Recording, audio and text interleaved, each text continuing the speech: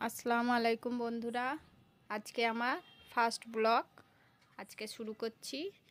এই যে সকালে প্রত্যেক দিন ভোরবেলায় আমাকে উঠতে হয় 5:30টায়, উঠে ছেলেকে রেডি করতে হয়, তার টিফিন সব কিছু গুছিয়ে সে স্কুলে চলে যাওয়ার পরে আমাকে রান্নার জোগাড় করতে হয়। মোচাটা সিদ্ধ করে নামিয়ে ছেঁকে রেখেছি, এই জল দিয়ে ভালো করে মোচাটা সিদ্ধ করে রাখলাম। তারপরে এই যে সব মশলা এবারে পাতিলেতে তেল দেওয়া হলো।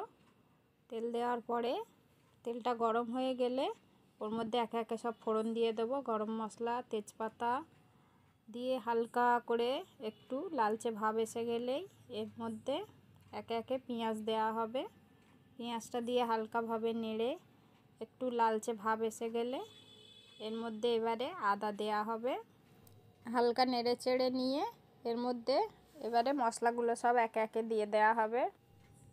নেড়ে মশলাগুলো দেওয়া হবে।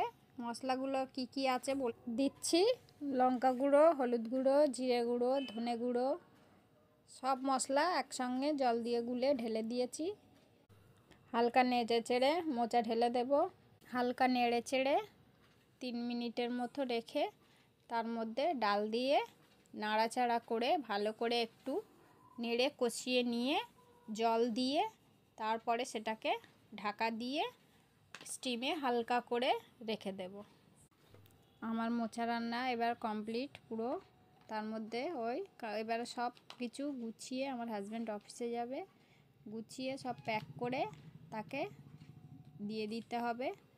কেন দুপুরের লাঞ্চ আর সকালের ব্রেকফাস্ট সবই একই সঙ্গে আমার গুছিয়ে রেডি করে রাখতে হয়। কিছু জামা কাপড় ছিল সেগুলো